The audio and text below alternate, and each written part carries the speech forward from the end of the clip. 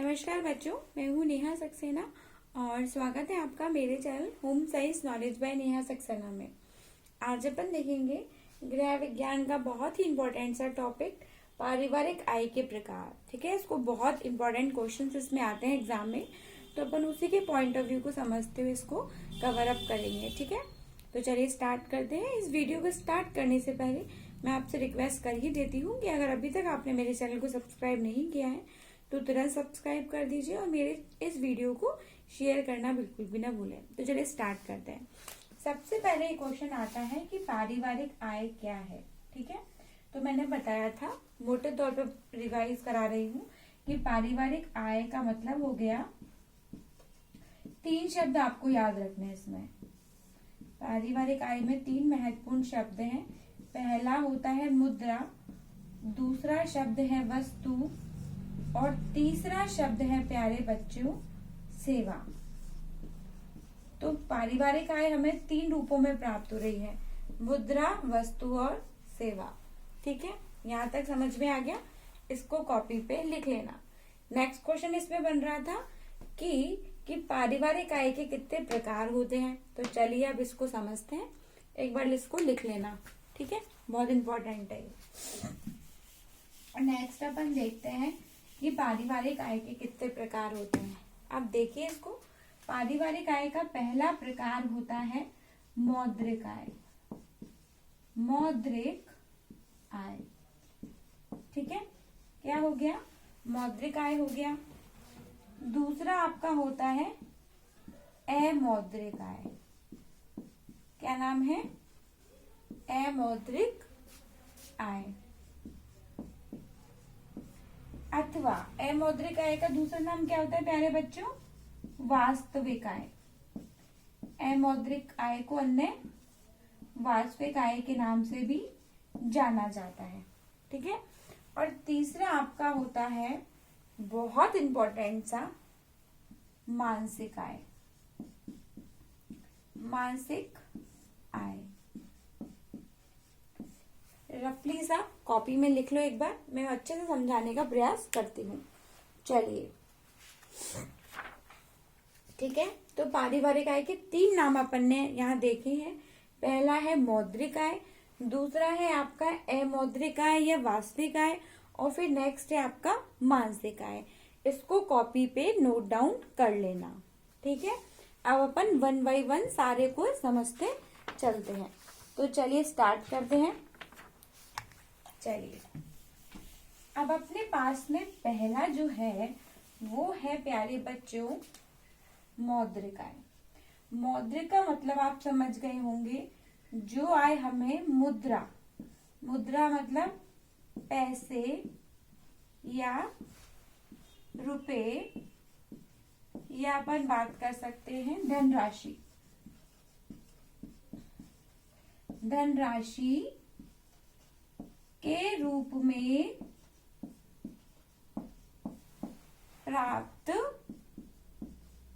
होती है। वह आय जो व्यक्ति को मुद्रा, पैसे है ना, धनराशि के रूप में प्राप्त होती है, क्या कहलाती है? मौद्रिक आय आपकी कहलाती है। ठीक है, मौद्रिक आय व्यक्ति की आर्थिक प्रयासों से प्राप्त होती है। आर्थिक मतलब व्यक्ति कोई काम करेगा और काम करके वो क्या करेगा? मौद्रिक आय कमाएगा। आर्थिक प्रयासों से प्राप्त आय, ये भी लिख लेना, प्राप्त आय। ठीक है, अब भाई जो मौद्रिक आय प्राप्त हो रही है वो व्यक्ति को वेतन, लगान, किराया, ठीक है, इन सब रूप से क्या होती है? प्राप्त होती है। एक बार इसको लिख लो, है ना, एक बार इसको लिख लो, एग्जाम में आ जाता है तो आपका अच्छे से तैयार हो जाएगा ये। ठीक है, क्वेश्चन अगर वो सीधा भी पूछ ले कि मौद्रिक आय किसे कहते हैं तो आप फटाफट से लिख देंगे और ये 2 नंबर का क्वेश्चन आपका बन गया। ठीक है, ये भी मैंने आपको बता दिया। उतार लो एक बार।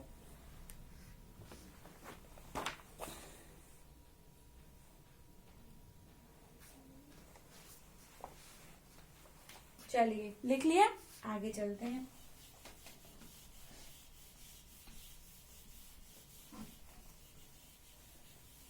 अभी आपको बोल रहा है प्यारे बच्चों कि मौद्रिक आय क्या होती है? एक व्यय शक्ति होती है। यह एक व्यय शक्ति, व्यय शक्ति मतलब खर्च करने की शक्ति होती है। व्यय शक्ति है, व्यय शक्ति है, व्यय शक्ति है। उससे क्या होता है? जिसके खर्च करने से, जिसको खर्च कर व्यक्ति अपनी आवश्यकताओं की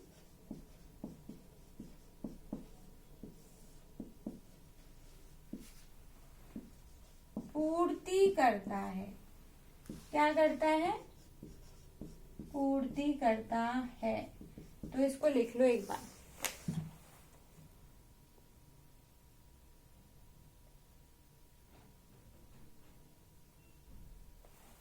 आगे बात समझ में?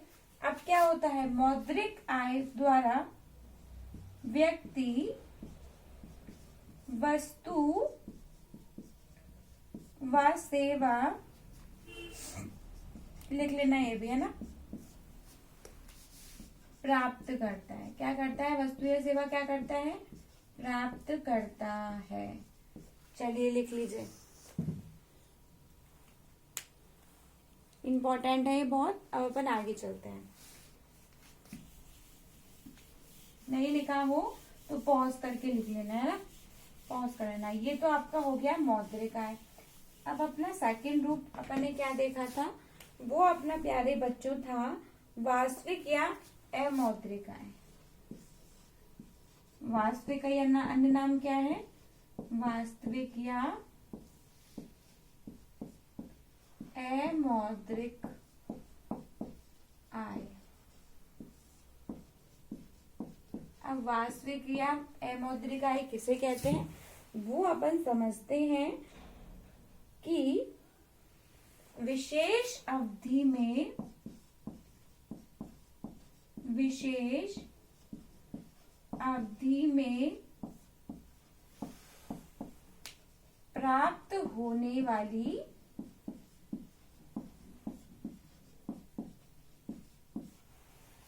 वस्तु एवं सेवा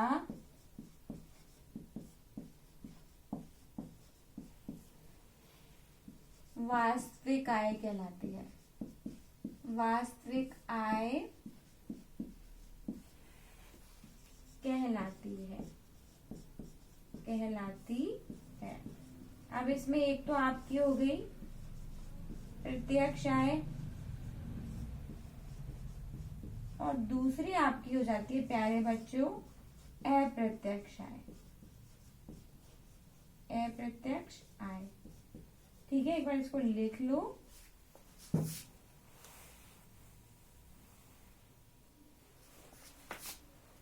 बिना मुद्रा व्यय किए, और ये है आपकी मुद्रा व्यय करके। अब इसको मैं आपको एक बार लिख लो तो अच्छे से समझा देती हूँ, ठीक है। हाँ भाई, अपन देखा कि पहली आय जो अपनी थी वो मौद्रिक आय थी, जो व्यक्ति को मुद्रा के रूप में प्राप्त हो रही थी। किस रूप में प्राप्त हो रही थी? मुद्रा के रूप में प्राप्त हो रही थी। अब अपन देख रहे हैं वास्तविक या अमौद्रिक आय जो बिना मुद्रा खर्च किए प्राप्त हो रही है, ठीक है। अब ये क्या चीज है भाई? मुद्रा नहीं है तो ये क्या चीज हुई? ये आपकी हुई, क्या हुई? आपकी प्राप्त होने वाली वस्तु, और ये आपकी क्या हो गई? सेवा। वस्तु और सेवा क्या है? आपकी अमौद्रिक आय के अंतर्गत आ रही है, ठीक है। इसका मतलब इसमें मुद्रा नहीं है, इसमें क्या है? वस्तु और सेवा है। यहां तक समझ में आ गया। नेक्स्ट क्वेश्चन बनता है वास्तविक आय को अन्य किस नाम से जानते हैं? तो इसको अमौद्रिक आय के नाम से भी जाना जाता है। फिर अपन ने देखा, अपन ने इसको दो भागों में डिवाइड किया, एक तो प्रत्यक्ष आय होती है और दूसरी अप्रत्यक्ष आय होती है। प्रत्यक्ष आय का मतलब होता है बिना मुद्रा व्यय किए प्राप्त जो आय होती है, मतलब इसके लिए बिना मुद्रा खर्च करे कोई वस्तु और सेवा प्राप्त हो रही है तो वो प्रत्यक्ष आय के अंतर्गत आता है। एग्जाम्पल फॉर आप देख सकते हैं, एक व्यक्ति सरकारी नौकरी में कार्यरत है और उसको मुफ्त चिकित्सा सुविधा, शिक्षा सुविधाएं ये सभी प्राप्त हैं तो वो उसकी प्रत्यक्ष आय के अंतर्गत आएंगी। आपको किसी वस्तु की आवश्यकता है तो आप मुद्रा को खर्च करेंगे, व्यय करेंगे और आप उसको प्राप्त करेंगे, वस्तु को और सेवा को। तो ये कौन सी आय के अंतर्गत आएगा? अप्रत्यक्ष आय के अंतर्गत आएगा। बात ये भी किसकी है? वस्तु और सेवा की, और ये भी किसकी है? वस्तु और सेवा की है। यहाँ तक समझ में आ गया? चलिए अब अपन आगे चलते हैं। वेरी इंपॉर्टेंट पॉइंट है आपका, वो है प्यारे बच्चों, इसको लिख लेना है ना पॉज करके, नहीं लिखा तो कोई बात नहीं, पॉज कर लेना, बैक में ले जा करके और फिर नोट डाउन कर लीजिएगा। चलिए नेक्स्ट आपका आता है third, and it is very important. इसे अपन बोलते हैं मानसिक आय। मानसिक आय, मानसिक आय का मतलब होता है वस्तु, सेवा व मुद्रा के उपयोग के पश्चात